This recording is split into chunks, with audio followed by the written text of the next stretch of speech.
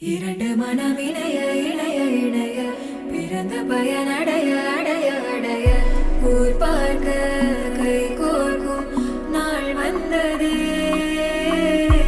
என்னாலும் அன்போடு ஆனந்தமே.